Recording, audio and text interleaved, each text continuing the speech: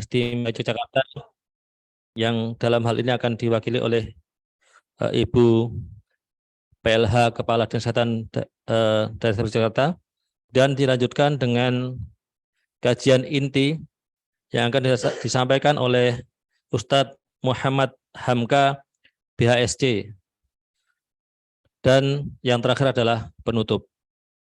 Baiklah sekalian, agar acara pada siang hari ini sampai selesainya nanti mendapatkan ridho dan barokah dari Allah Taala, kita buka dengan membaca basmalah.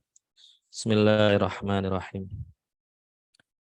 Yang selanjutnya kami persilahkan kepada Ibu Setiorini Hestu Lestari SKM MKes untuk memberikan sambutan pada kajian siang hari ini.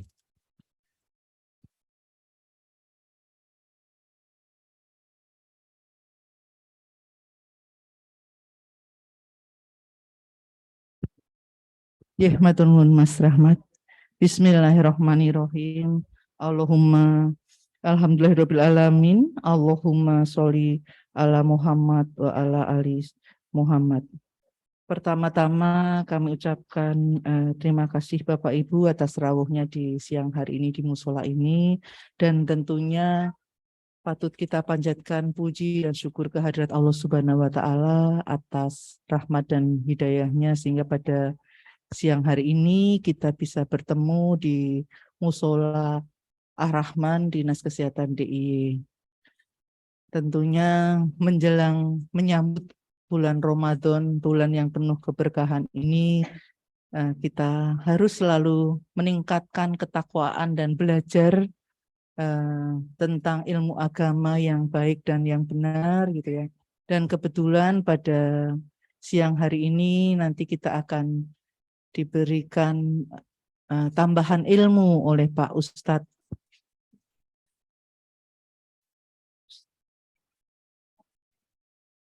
Muhammad Hamka PHS. Bapak Muhammad Hamka PHSC. Matur nuwun Pak Ustadz yang sudah meluangkan waktu ke musola kami, dan mudah-mudahan nantinya kami semua yang ada di Dinas Kesehatan, khususnya umat Muslim yang ada di Dinas Kesehatan ini, bisa belajar lebih banyak lagi di sisa waktu kita menyambut Ramadan ini, dan mudah-mudahan kita bisa menjadi makhluk yang betul-betul bisa mencontoh Nabi Muhammad, dan kemudian kita masih bisa dipertemukan lagi pada bulan Ramadan tahun yang akan datang. Amin. Wabillahi, ini yang bisa kami sampaikan. Terima kasih pada seluruh teman-teman yang sudah hadir pada pengajian kita siang hari ini. Demikian akhirul kalam. Wassalamualaikum warahmatullahi wabarakatuh. Waalaikumsalam. Jazakumullah khairan katsiran kepada Bu ini atas sambutannya. Selanjutnya akan kita dengarkan kajian yang akan disampaikan oleh Ustadz Muhammad Hamka PHSC. Perlu diketahui Ustadz bahwa acara hari ini memang kemudian hybrid nih, antara daring dengan luring. Jadi beberapa memang dari Dinas UPT. Kebetulan ini dari Jumat kok ya pas acaranya gitu ya. Banyak sekali, ini mohon maaf. Dan monggo kami persilahkan kepada Ustadz Muhammad Hamka BSD. Waktu dan tempat kami persilahkan.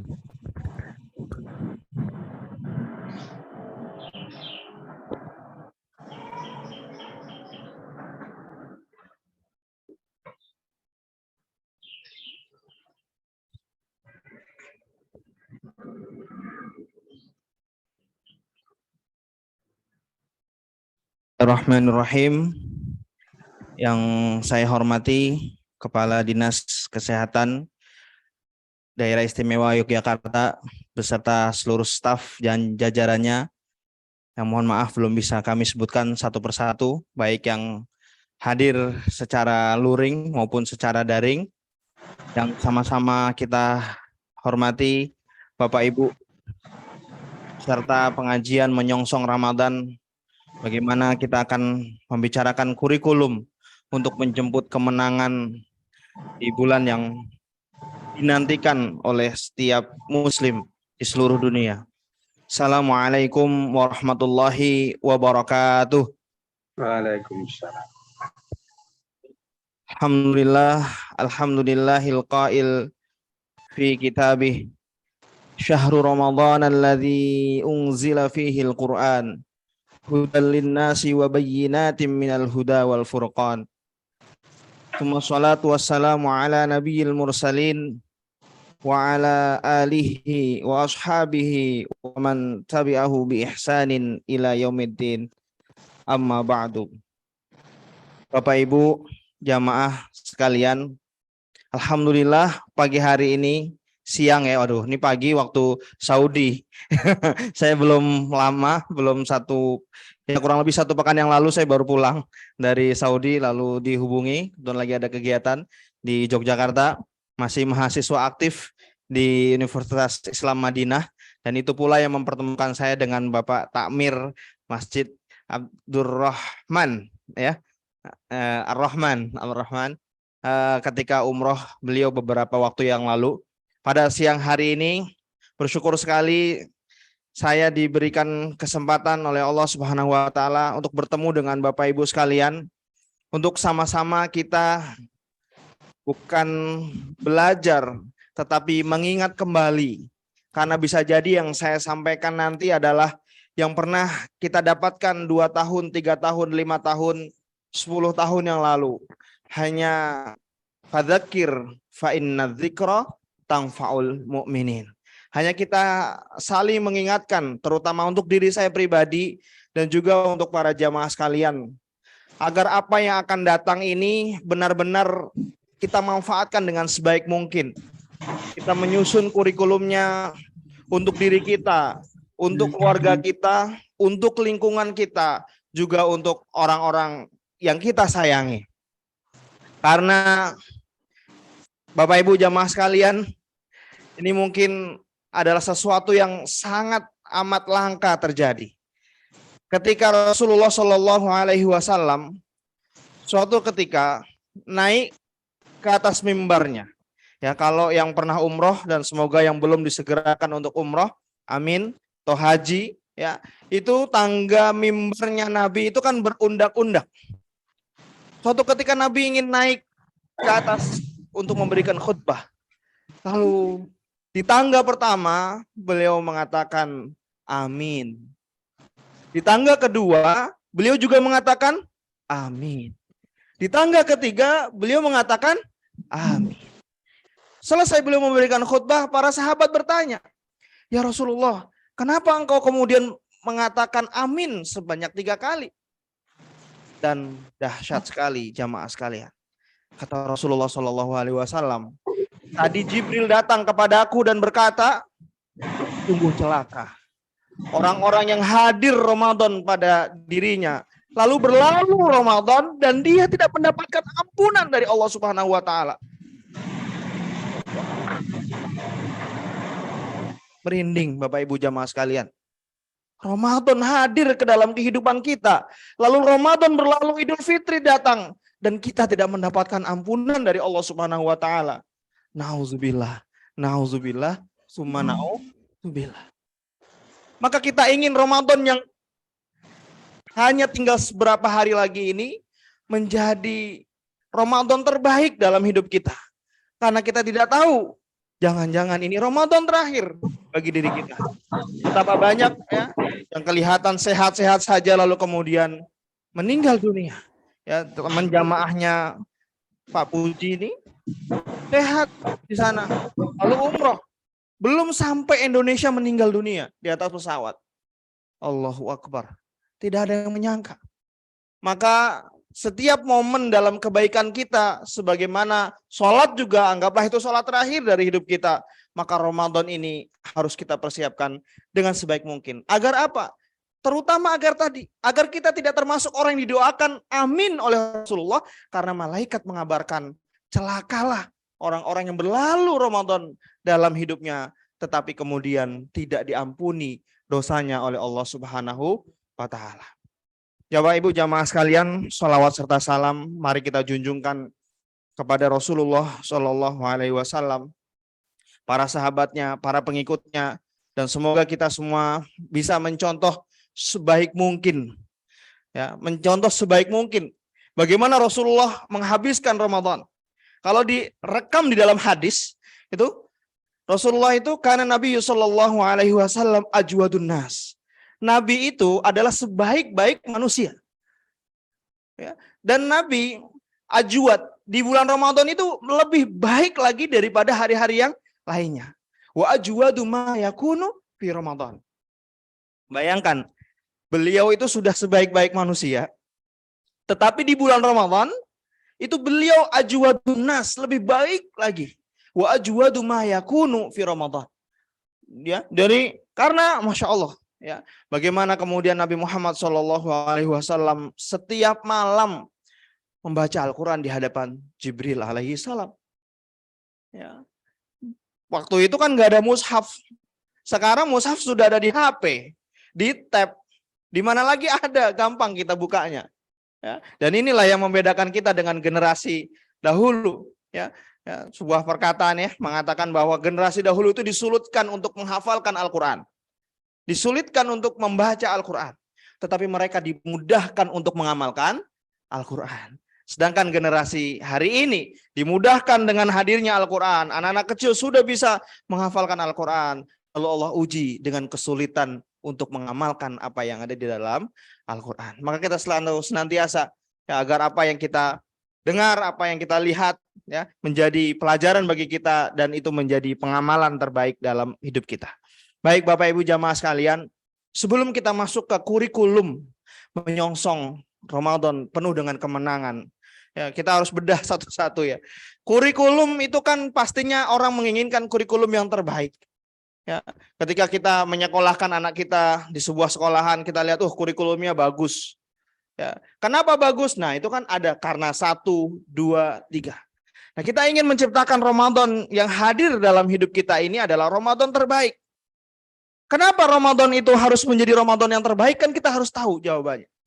Lalu kemudian di akhir ditutup dengan untuk menyongsong kemenangan.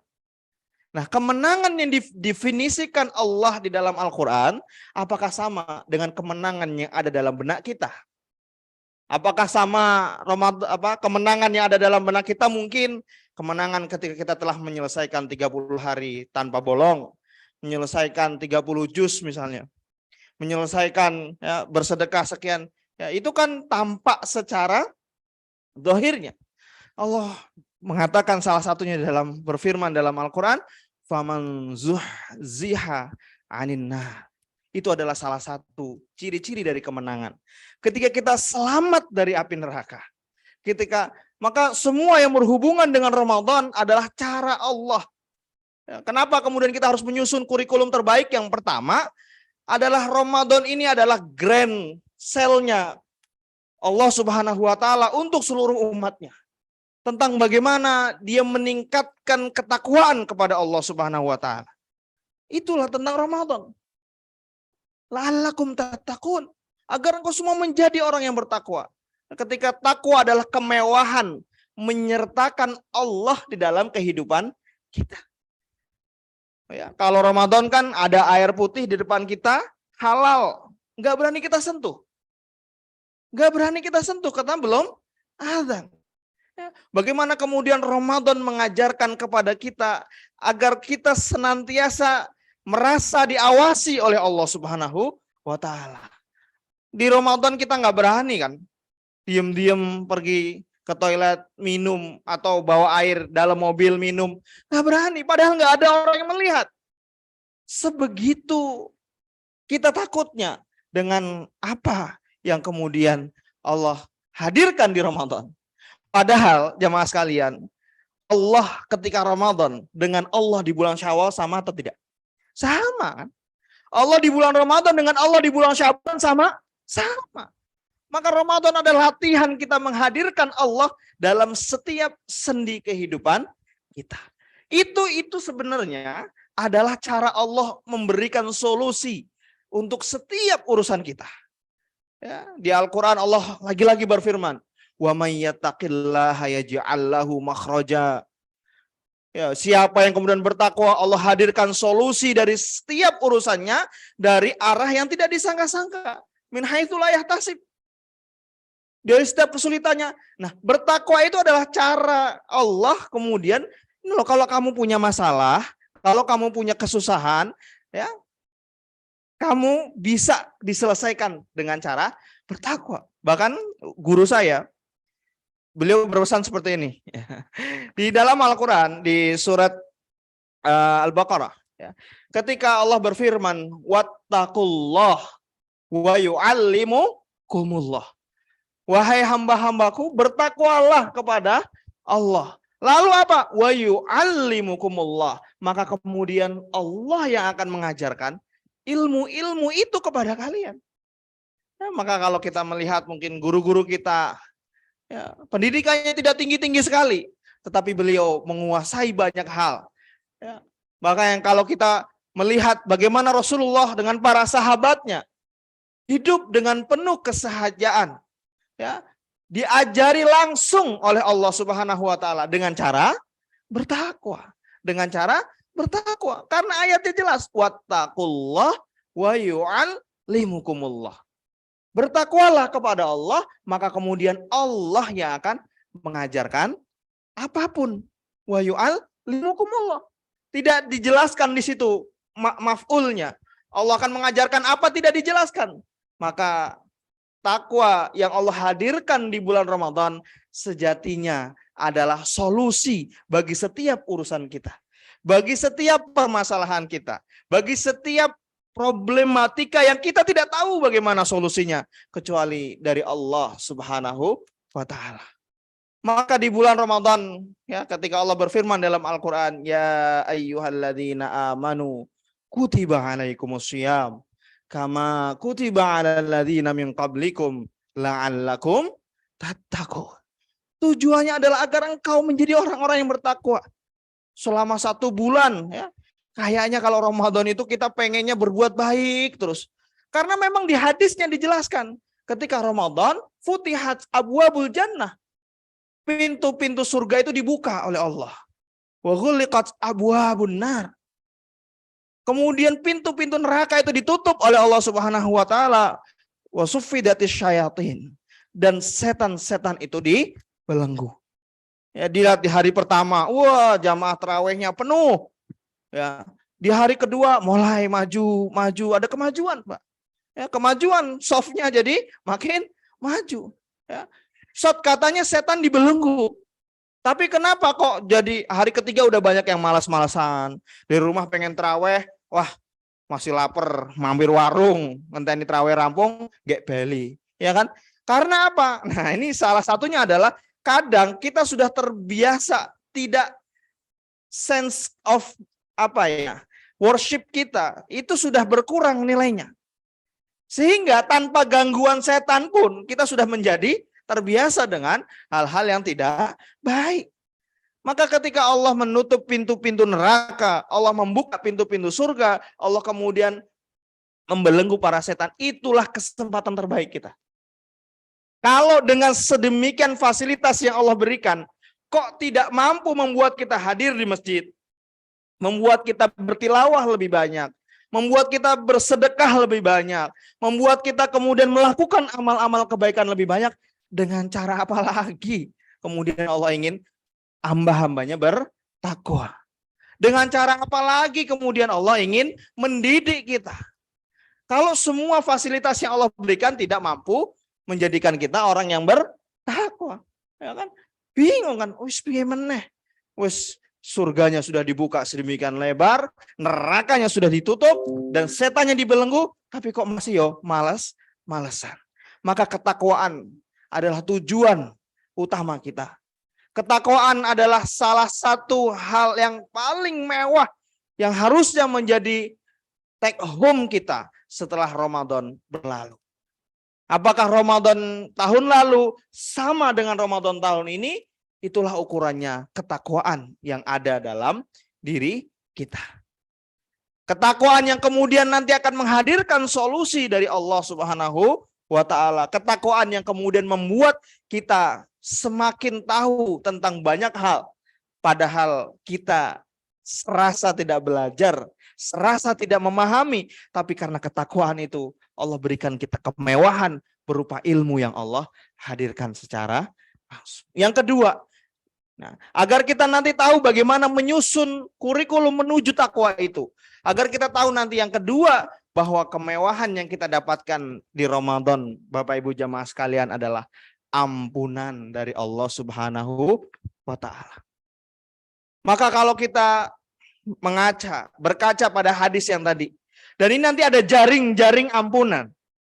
Tidak hanya satu pintu saja yang kemudian Allah hadirkan Ramadan sebagai ampunan. Tapi nanti kalau satu pintu itu tidak bisa kita lakukan, Allah buka pintu lain. Allah buka pintu lain tidak bisa, Allah buka pintu yang ketiga. Ya, bagaimana kemudian Ramadan menjadi ampunan bagi kita, menjadi jalan terbukanya setiap ya, karena penting sekali. Ya. Suatu ketika ya, Ibnu Qayyim rahimahullah ya, berkata bahwa kalau kita punya banyak sekali permintaan kepada Allah, kita punya hajat A, B, C, D, E, F, J sampai Z. Kita bingung, ya Allah saya mau yang mana ini saya doa. Kayaknya semuanya penting, kayaknya semuanya masalah, kayaknya semuanya harus menemukan solusinya. Apa kata Ibnu Qayyim rahimahullah? Kata Ibnu Qayyim adalah beristighfarlah. Beristighfarlah. Karena hubungannya adalah dengan ampunan dari Allah Subhanahu wa ta'ala. Ya. Ketika seorang ulama kita ya didatangi oleh orang lain, ya Syekh, saya ini punya masalah. Sudah menikah bertahun-tahun, qadarullah belum Allah karuniakan anak. Lalu kemudian dia berkata, istighfarlah. Orang lain datang, ya Syekh, ini di tempat kita ini kering, berbulan-bulan tidak turun hujan. Lalu apa kata Syekh tersebut? Istighfarlah. Orang ketiga datang dengan masalah yang berbeda. Ya Syekh, mengadukan masalahnya. Apa kata Syekh tersebut? Beristighfarlah. Dengarlah muridnya, ya Syekh, 3 orang datang dengan masalah yang berbeda, lalu kenapa engkau memberikan satu solusi yang sama untuk semuanya? Yaitu istighfar kepada Allah Subhanahu wa ta'ala. Kemudian Syekh itu membaca penggalan ayat dari surat Nuh.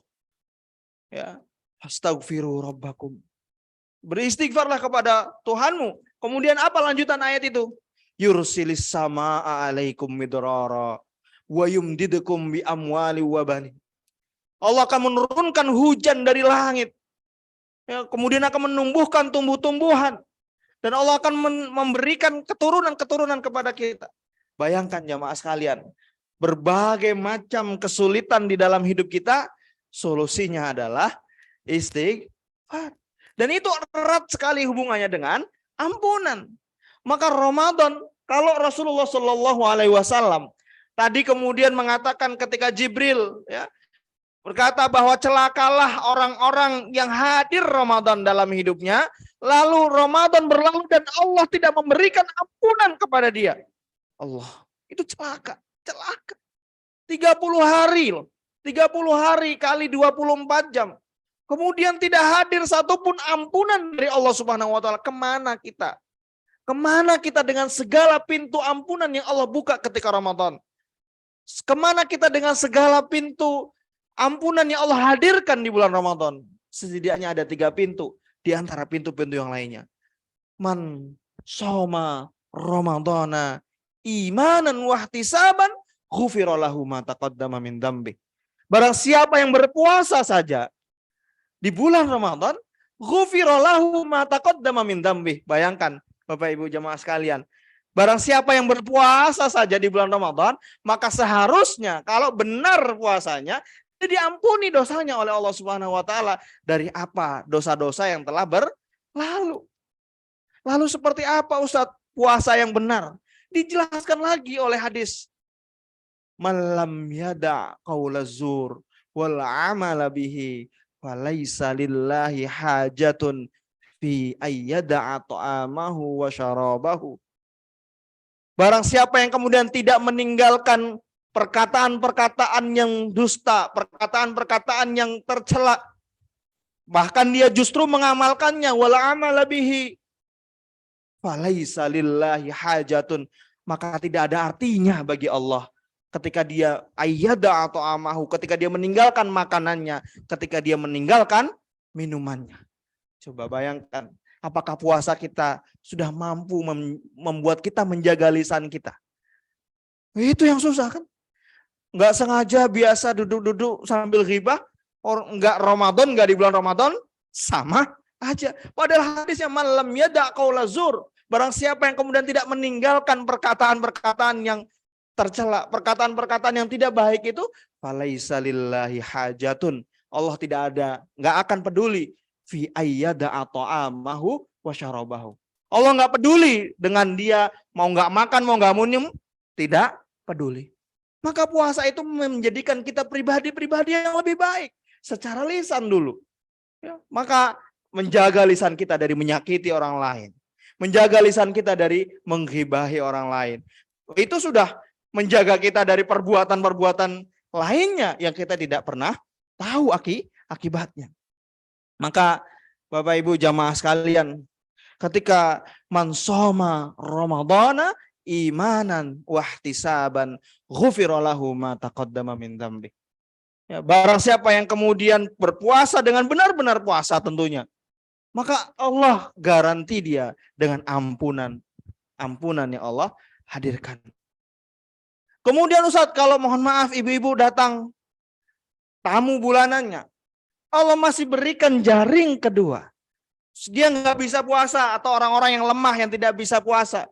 Ya, maka Allah hadirkan solusi yang kedua, yaitu man qama Ramadhana imanan wahtisaban. Barang siapa yang berdiri, terima kasih Pak. Barang siapa yang kemudian berdiri di malam hari bulan Ramadan, man qama menghidupkan malam-malam bulan Ramadan, man qama Ramadhana imanan wahtisaban juga ghufira lahu ma taqaddama min dzambi. Sudah dua itu. Sudah dua. Silahkan. Mau dari pintu puasa, pintu qiyam, monggo. Monggo. Yang mungkin udah lemah, tidak bisa puasa, setidaknya dia bisa sholat malam 1-2 rakaat.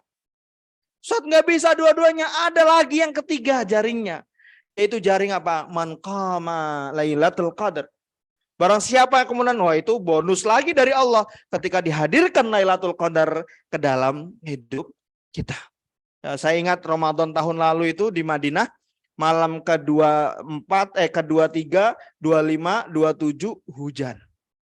Nah, kalau para ulama salah satu cirinya adalah itu.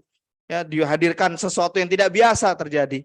Ya, jadi Bapak Ibu jamaah sekalian, yang kita kejar di Ramadan ini adalah ketakwaan. Caranya salah satunya adalah dengan kita mengistighfari setiap dosa-dosa yang kita perbuat.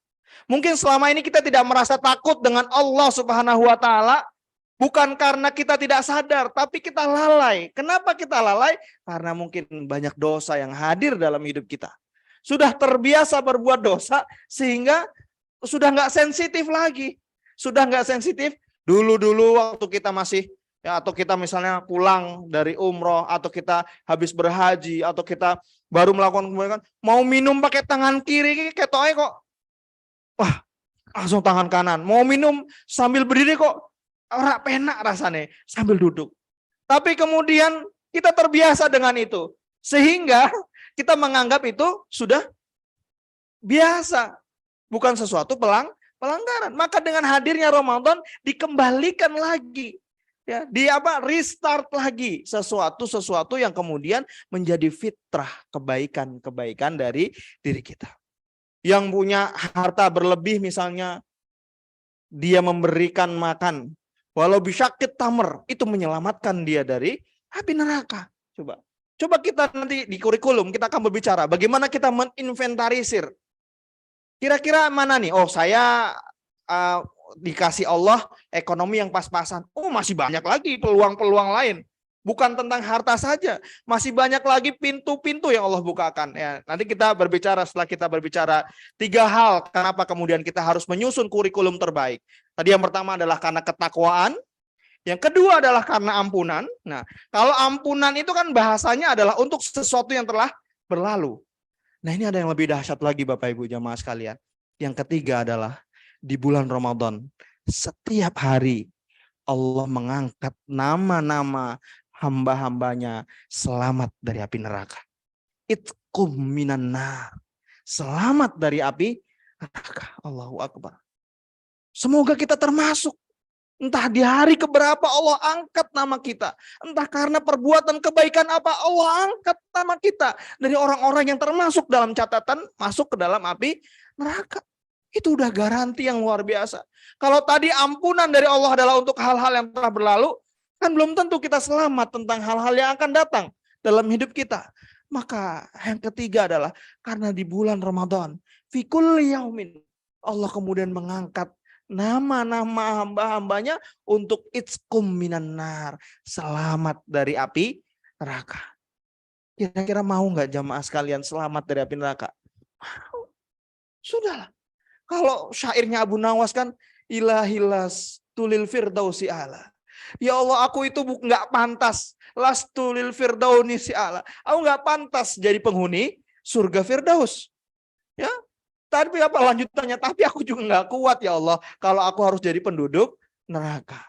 Maka jamaah sekalian, selamat dari api neraka adalah jaminan bagi orang-orang yang kemudian Allah pilih untuk bisa diselamatkan dari api neraka. Bayangkan jamaah sekalian, ya, ketika para Nabi Muhammad SAW berjuang dengan para sahabatnya, itu kan ada dua golongan perjuangan yang kemudian Allah janjikan surga langsung.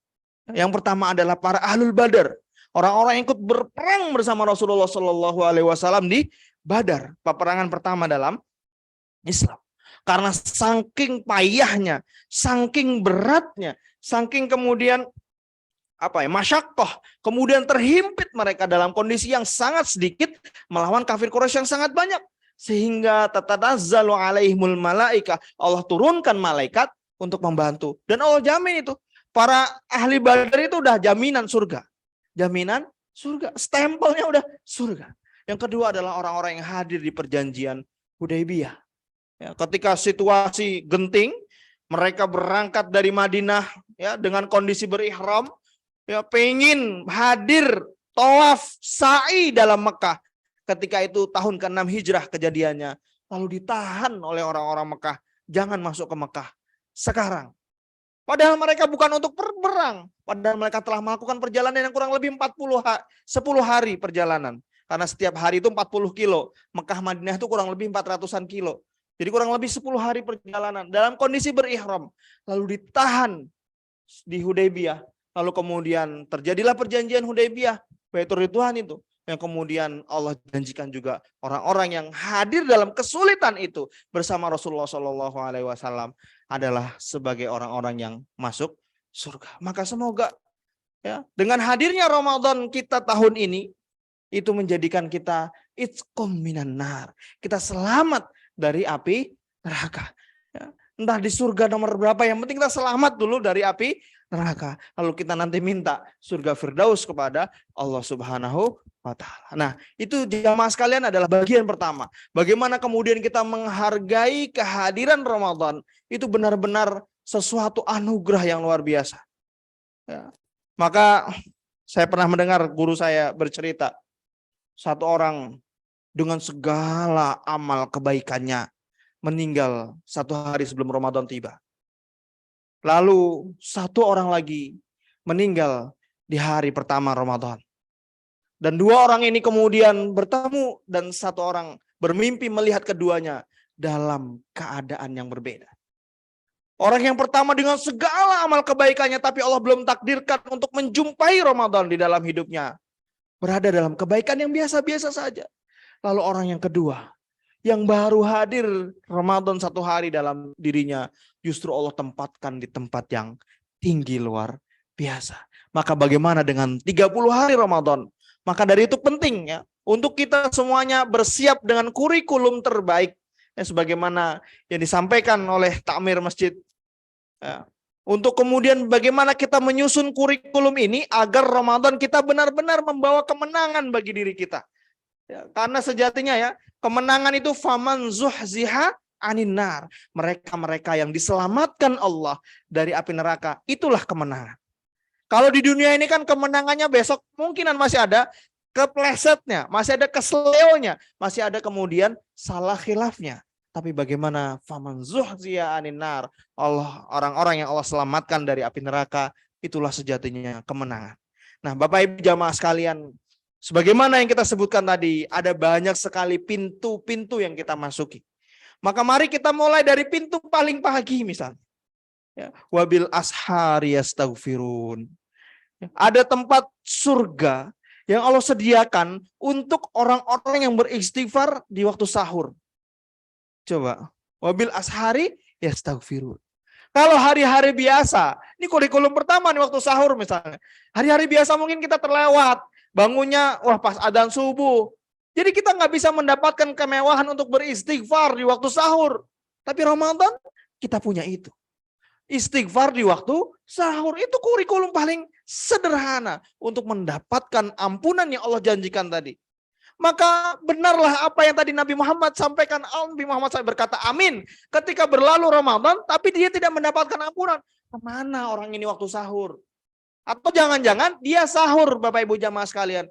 Tapi dia nggak tahu bahwa Allah berfirman dalam Al-Quran, wabil ashari yastaghfirun. Maka setelah ini, jamaah yang hadir baik melalui luring maupun daring, manfaatkan 1, 2, 3, 10 istighfar di waktu sahur kita. Di sela-sela kita menyantap makanan sahur. Atau syukur-syukur kita selesaikan sahurnya. Kemudian kita beristighfar. Atau kita beristighfar dulu. Kemudian kita sahur. Bukan hanya itu. Di hadis yang lain. Bahkan Allah kan turun di sepertiga terakhir. Dan apa? Yastajibu man yad'u. Mengabulkan permintaan orang-orang yang berdoa. Dan memberikan permohonan orang-orang yang meminta. Serta mengampuni dosa-dosanya.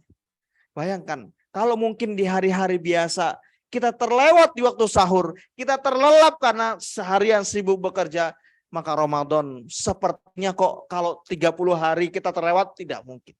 Pasti ada 1, 2, bahkan 30 hari full kita sahur.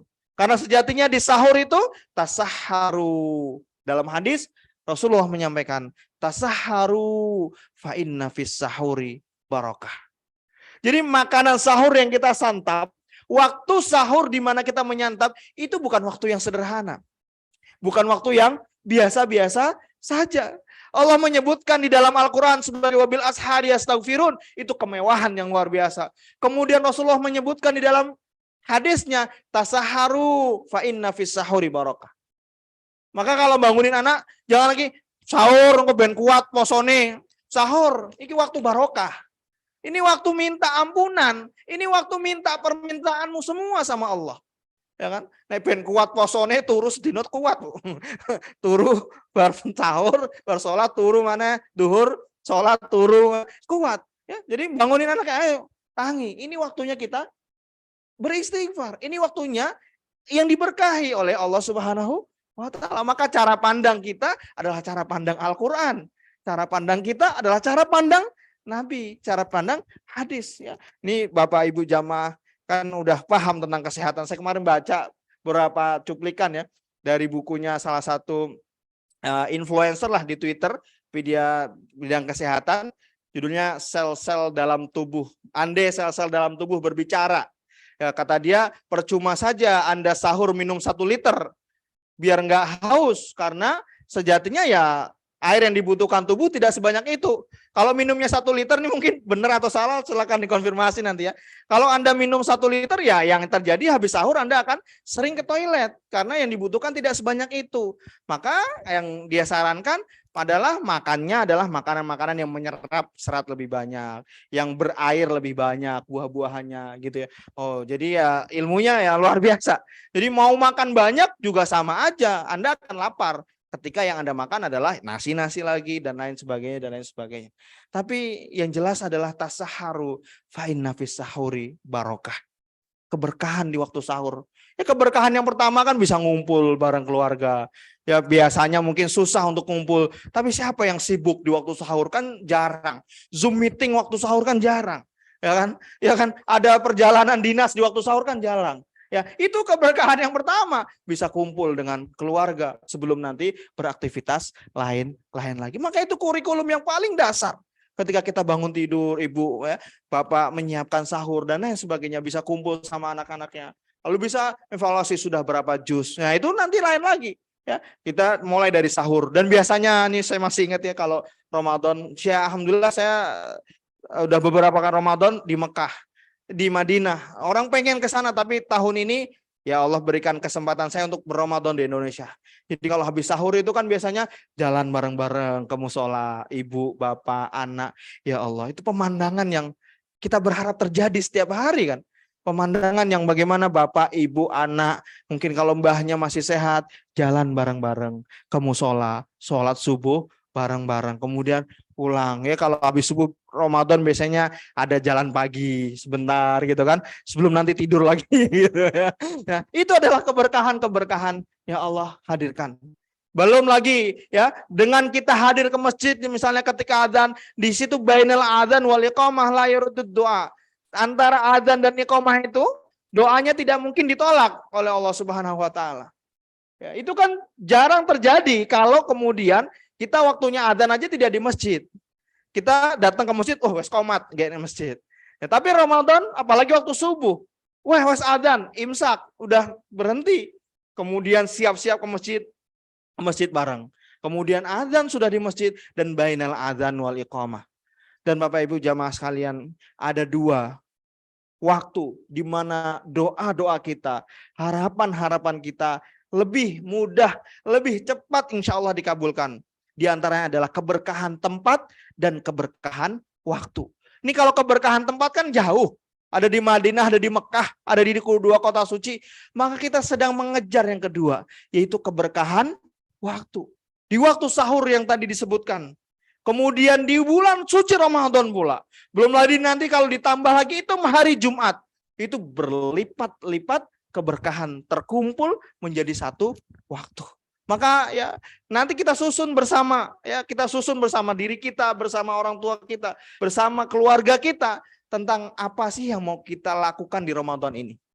Ya, saya sering mendengar ya berapa orang bahkan dia pedagang, dia menyisihkan sebagian uangnya di bulan-bulan sebelum Ramadan agar dia ketika Ramadan berhenti berjualan, kemudian menggunakan tabungannya ini untuk hidup dan beribadah.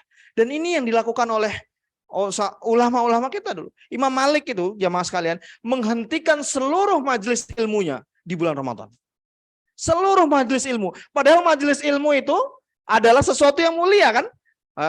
Allah turunkan ampunan, Allah turunkan ketenangan, Allah turunkan rahmat. Tapi Imam Malik memberhentikan seluruh majelis ilmunya. Apa yang dilakukan? Bersama dengan Al-Quran. Maka nggak heran kalau kita mendengar ulama kita 3 hari hatam 1 juz, ya, atau di tarawih hatam 1 juz, atau kemudian 2 hari hatam 1 juz. Ramadan Bapak Ibu jamaah sekalian, itu momentum yang sangat luar biasa. Maka tadi kita kurikulum di sahur aja. Kita mau lakukan apa di sahur? Kalau Bapak Ibu jamaah sekalian kan sudah paham apa yang dimakan. Saya nggak perlu mengajari, tetapi yang perlu kita tahu adalah di waktu sahur ada keberkahan. Syukur-syukur kita nanti menunggu waktu syuruk. Kemudian 15 menit setelah syuruk kita bisa sholat bersama-sama. Yang itu adalah sebagaimana mendapatkan pahala umroh dan haji tam. Secara sempurna. Setiap hari bisa dapat pahala umroh dan haji. Hanya dengan berada di masjid, berniat i'tikaf, menunggu waktu syuruk tiba, dan setelah itu 15 menit setelah syuruk. Kini itu bapak-bapak bisa dilakukan.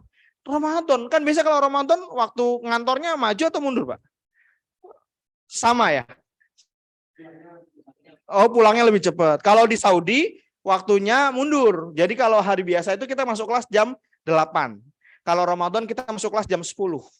Gitu. Jadi lebih panjang ininya. Nanti selesai dawam itu pukul 3 ya, karena maghribnya mundur. Nah, kalau di Saudi itu 2 tahun belakangan. Kalau dulu dari 1 Ramadan sampai 30 Zulhijjah itu libur. Ya, tapi sekarang itu berbeda. Nah, jamaah sekalian, di pagi hari apa yang akan kita lakukan? ya, dengan segala keberkahan, ya. Jangankan ya, itu kan kita tidak tahu di waktu-waktu mana doa-doa kita akan dijabah. Maka manfaatkan setiap detik dari Ramadan. Jadi kalau lagi sambil nyupir, kalau di hari-hari biasa mungkin yang disetel Prambons, ya, yang disetel mungkin Sheila on 7, ya, sambil jalan. Coba kalau Ramadan kita ganti deh ayat Quran. Atau kita sambil berzikir. Karena itu waktu yang berkah, waktu yang kemudian tidak ada di selainnya di 11 bulan lainnya. Maka kalau Ramadan terlewatkan begitu saja, itu merupakan sesuatu yang naif. Itu merupakan sesuatu yang sia-sia. Bagaimana orang berdoa kan? Doa-doa yang sering dibaca itu ya. Allahumma barik lana fi Sya'ban, kemudian sampaikan kami ubalikna Ramadan. Kita berdoa agar Ramadan tiba, tapi begitu Ramadan tiba kita sia-siakan. Kan sesuatu yang tidak masuk akal. Ya Allah pengen Ramadan, ya Allah pengen Ramadan. Pengen apa? Pengen dapat diskon. Gitu kan? Pengen kue nastar, pengen sirup, ya, pengen. Kita kan pengen ampunan, pengen ketakwaan, pengen pahala kita berlipat dahsyat di bulan Ramadan. Maka kalau kata guru kita, siapkan budget tertentu yang harus dihabiskan di Ramadan. Bagaimana kita mencontoh Rasulullah SAW, ajwadun nas, beliau adalah sebaik-baik manusia, wa ajwadu ma yakunu fi Ramadan, dan kemudian beliau lebih baik lagi di bulan Ramadan. Lalu Bapak Ibu jamaah sekalian, kurikulum yang kedua, bidang yang pertama adalah bidang bagaimana kita mendapatkan ampunan dari Allah Subhanahu wa taala melalui istighfar kita di waktu sahur. Yang kedua, dan inilah kenapa Allah menurunkan, ya, Allah membuat Ramadan menjadi mulia. Kira-kira kenapa Allah membuat Ramadan menjadi mulia? Bapak Ibu jamaah sekalian. Kenapa? Apakah di bulan Ramadan terjadi apa itu? Isra Mi'raj? Enggak. Bukan di bulan Ramadan. Tetapi di bulan Ramadan Allah turunkan Al-Quran. Coba bayangkan, Allah menyebutkan secara spesifik Syahrul Ramadan alladzi unzila fihil Quran. Maka bulan Ramadan adalah bulan Al-Quran. Ini dahsyat, dahsyat. Coba kita amati bersama-sama. Allah menjadikan Ramadan mulia karena Al-Quran. Allah menjadikan Nabi Muhammad SAW sebagai sebaik-baik manusia karena Al-Quran. Dan Allah menjadikan malaikat Jibril adalah malaikat yang terbaik karena Al-Quran. Maka di hadis Allah menyebutkan apa? Ahlul Quran. Orang-orang yang ahli dalam Al-Quran. Bukan hanya yang hafal Al-Quran, tapi bisa jadi orang yang membaca Al-Quran 10 ayat kemudian mengamalkannya. Orang-orang yang kemudian setiap hari bertilawah. Orang kemudian merasa dekat dengan Al-Quran. Ahlullah wa khassatuh. Ahli Al-Quran adalah keluarganya Allah. Keluarga yang istimewa di hadapan Allah Subhanahu wa taala. Maka ya, kalau kemarin Jumat lalu saya mendampingi salah satu ustadz mengisi di Pendopo Kabupaten Kendal, diundang oleh Bapak Bupati. Itu sebelum Ramadan misalnya ada baca latihan. Nah, waktu itu seminggu sebelum Ramadan itu ada latihan mengaji. Dipimpin oleh unit-unit yang itu.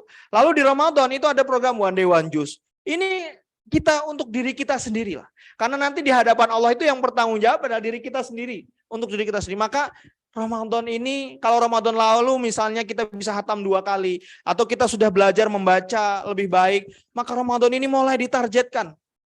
Ya, setiap menit kita, setiap waktu kita Al-Quran. Kalau setiap habis sholat 5 waktu lah. Paling nggak 1 halaman atau 2 ayat, 3 ayat. Tetapi jadikan Ramadan ini adalah bulan-bulan Al-Quran. Kurikulum yang harus kita utamakan di Ramadan adalah Al-Quran.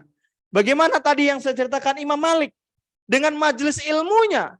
Yang begitu luar biasa dinanti-nantikan. Ya, Imam Malik itu Imam Hijaz ya. Ketika beliau ada itu nggak ada ulama-ulama lain yang mau memberikan fatwa. Tapi beliau menyetop semua majelis ilmunya di bulan Ramadan. Hanya khusus untuk Al-Quran. Maka apalagi kita, ya, masa kita masih berleha-leha. Lawang Imam Malik saja majelis ilmunya di Masjid Nabawi di stop demi Al-Quran. Dan Rasulullah setiap malam murojaah Al-Quran bersama malaikat Jibril. Maka bagaimana hubungan kita dengan Al-Quran? Hubungan kita dengan Al-Quran. Itu kan cara termudah mendapatkan lipatan kebaikan di bulan Ramadan. Nggak perlu modal Uang. Kalau suruh sedekah buat iftar, oh sedekah lagi. Mosok ya, mosok pahalane kudu nganggo duit misalnya. Dengan Al-Qur'an, Pak. Allah mengatakan apa? Rasulullah misalnya, wala aqulu alif lam mim harfun. Dan aku tidak mengatakan alif lam mim itu harf, itu satu huruf, tetapi alifun harfun, lamun harfun, wa mimun harfun. Alif itu huruf, lam itu huruf, dan mim itu huruf, dan setiap huruf dilipat gandakan 10 kali. Itu bukan bulan Ramadan. Kalau Ramadan, ya nggak tahu, dilipat gandakan, tetapi bisa jadi lebih banyak, lebih baik. Maka para ulama itu luar biasa cerdasnya. Bagaimana kemudian beliau-beliau itu panen kebaikan melalui ayat-ayat Al-Qur'an. Bayangkan kalau satu hari bisa membaca 1 juz, kalikan berapa huruf dalam 1 juz, berapa kebaikan yang kita dapatkan. Orang mau duit, ya, orang mau duit. Kalau kita ya, jadi Allah menghadirkan Ramadan itu untuk siapa saja, untuk mereka yang kaya dengan sedekahnya, bagaimana dia terbebas dari api neraka. Maka kalau kita misalnya 2 tahun lalu ya di Masjid Nabawi di Mekah itu, Allahu Akbar, itu orang bersedekah kayak nggak ngelihat angka, Pak. Dia berebut untuk memberikan makan sebanyak-banyaknya, seenak-enaknya. Jadi kalau kita mahasiswa tuh suka keliling. Oh, kalau di sana nih ayam goreng, kalau di sana nih kambing, kalau di sana nih susu minumnya, kalau di sana jus. Itu orang berlomba-lomba memberikan hartanya karena Allah berikan dia nikmat harta. Allah misalnya berikan kita nikmat punya bisa ngaji dengan lancar, ya Allah, kita baca Al-Qur'an sebanyak mungkin. Maka di bulan Ramadan itu siapapun bisa menjadi yang terbaik. Asalkan kemudian dia mau, asalkan kemudian dia berusaha dengan semaksimal mungkin. Maka kurikulum yang harus kita susun yang kedua adalah kurikulum bagaimana kita dekat dengan Al-Qur'an. Bagaimana kemudian Ramadan ini membuat kita merasakan, coba Bapak Ibu jamaah sekalian, kira-kira Al-Qur'an zaman kita dengan zaman Nabi itu sama nggak? Sama nggak, Pak? Sama kok. Sama. Al-Quran yang ada di hadapan kita, di HP kita, di gadget kita adalah Al-Quran yang sama dengan zaman Rasulullah SAW. Kenapa? Kok kualitas manusianya berbeda? Tapi kenapa? Kok kemudian masalahnya makin kompleks? Ini diskusi saya kemarin dengan salah satu pimpinan pondok Al-Quran di Gamping. Ustaz, Al-Quran yang ada di hadapan kita itu adalah Al-Quran yang sama, Ustaz. Dengan zaman Nabi, dengan para sahabat Nabi, dengan tabi'in itu sama Al-Qurannya. Tapi kemudian kenapa kok kualitas generasi yang dihasilkan beda? Karena ini sudah dijawab sebenarnya. Ya ada tarokna. Ketika kita meninggalkan Al-Quran, kita ditinggalkan oleh pertolongan Allah, kita ditinggalkan oleh ampunan Allah, kita ditinggalkan oleh keberkahan Allah. Jadi intinya adalah soal interaksi kita dengan Al-Quran. Bagaimana para sahabat Nabi dulu berinteraksi dengan Al-Quran, berbeda sekali dengan hari ini kita berinteraksi dengan Al-Quran. Bagaimana dulu mereka tidak lanjut 10 ayat sebelum bisa mengamalkan 10 ayat yang mereka tahu.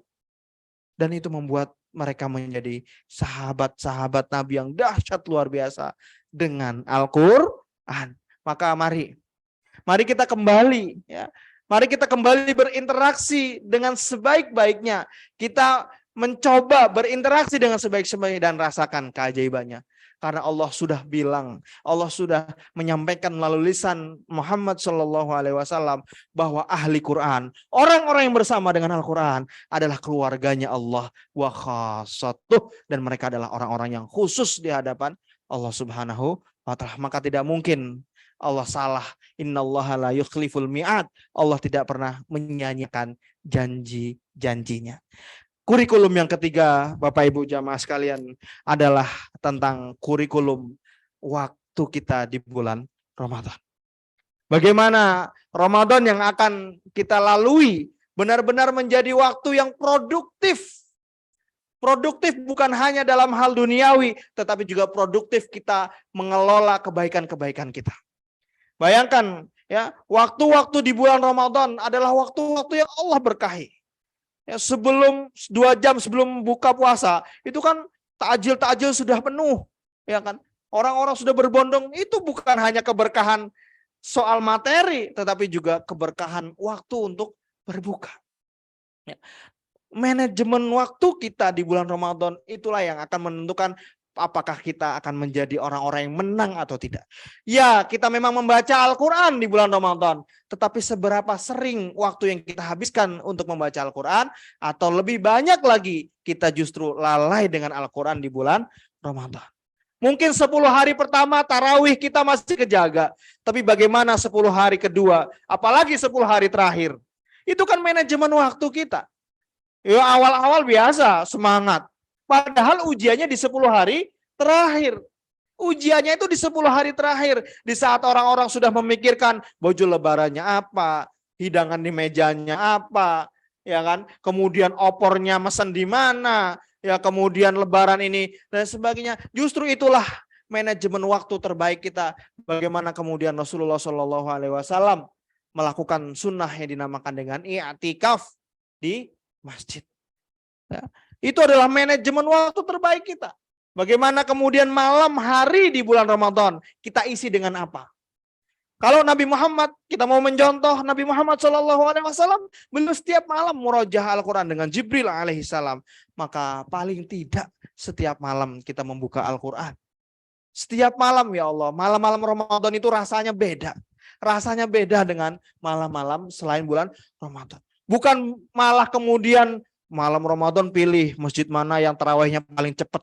Nah. Ya kan, malam Ramadan pilih tarawihnya mana yang paling cepat. Ya, justru kita seharusnya ya berbondong-bondong untuk menikmati sebisa mungkin Al-Quran.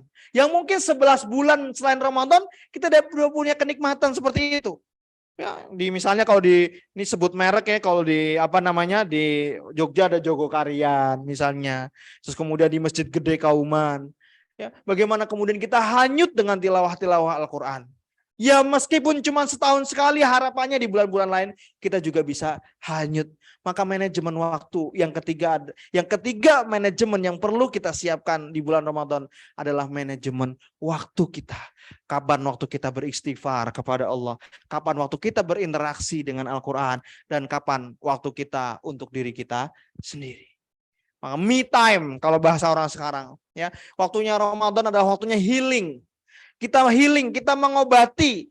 Ya, 11 bulan ini mungkin kita terlalu sibuk dengan kehidupan kita sehingga kita tidak peduli dengan hal-hal yang sederhana. Misalnya memberi makan orang yang tidak mampu. Misalnya kemudian kita membuka lembar demi lembar Al-Quran. Misalnya kemudian kita sholatnya lebih panjang daripada malam-malam sebelumnya. Maka mari saya menasihati diri saya pribadi dan jamaah sekalian. Yang ketiga ini menjadi prioritas kita. Ya, karena saya, Bapak Ibu, jamaah sekalian, sama-sama Ramadannya 24 jam. Sama-sama Ramadannya 29 atau 30 hari. Sama-sama Ramadannya di bawah langit yang sama. Tetapi di hadapan Allah Subhanahu wa taala mungkin Ramadan kita bernilai sangat berbeda. Adalah karena yang ketiga, kita memprioritaskan apa di Ramadan ini. Apakah kita memprioritaskan, mumpung Ramadan aku tak turu sing luwih akeh. Mumpung Ramadan aku tak dodol sing luwih akeh. Mumpung Ramadan aku tak panen sing luwih akeh. Mumpung Ramadan aku tak malas-malasan. Kan poso rati mungkin diseneni nek malas ya. Jadi prioritas kita menentukan bagaimana Ramadan kita akan dihabiskan. Dan Bapak Ibu jamaah sekalian, semoga di akhir nanti ketakwaan, ampunan, dan itskum minan nar, selamat dari api neraka, adalah hal-hal mewah yang bisa kita nikmati. Adalah hal-hal mewah yang kemudian Allah berikan kepada kita. Karena di Ramadan itu ada setiap harinya itu ada 2 kebahagiaan. Itu kan di hadis disebutkan. Itu self reward kalau bahasa orang sekarang. Kebahagiaan apa? Kebahagiaan yang pertama adalah kebahagiaan ketika kita berbuka. Coba bukone banyu putih, rasanya enak kan? Sama kayak sirup. Karena apa? Karena kita setelah berpuasa, wes saanane dombe. Rasanya enak. Itu adalah kemewahan, itu adalah self reward. Dan kemewahan yang kedua, yang insya Allah semoga kita semua bisa mendapatkannya adalah kemewahan kita ketika kita bisa memandang wajah Allah Subhanahu wa Ta'ala. Mari ya kita berdoa. Kita mungkin masih sepekan lagi Ramadan, tapi bisa jadi nauzubillah, nauzubillah, nauzubillah, kita dipanggil Allah sebelum Ramadan tiba. Padahal sebagaimana yang disebutkan tadi, bahwa orang yang baru hadir 1 hari saja di bulan Ramadan, dia mendapatkan tempat yang lebih tinggi dibandingkan orang dengan segala kebaikannya, tetapi dia tidak menjumpai Ramadan. Dan saat kita nanti bertemu dengan Ramadan, ahlan wa sahlan bi Ramadan. Dan Tuhan kita tidak sedang menyembah Ramadan, kita tidak sedang beribadah karena Ramadan, kita sedang beribadah karena Allah Subhanahu wa Ta'ala. Hanya momentumnya adalah momentum bulan Ramadan, bulan penuh keberkahan, bulan Al-Quran, bulan penuh ampunan, dan bulan-bulan tergantung bagaimana kita menghabiskannya. Itu saja mungkin yang bisa saya sampaikan. Yang benar dari Allah Subhanahu wa Ta'ala, yang salah tentu saja dari diri saya pribadi. Kalau ada salah khilaf mohon dimaafkan. Jazakumullah khairan katsira atas kesempatan ini, dan mari kita berdoa, mendoakan dan minta untuk didoakan agar kita semuanya bisa melewati Ramadan dan kita mendapatkan predikat bertakwa dan juga kita mendapatkan ampunan dari Allah Subhanahu wa Ta'ala. Assalamualaikum warahmatullahi wabarakatuh.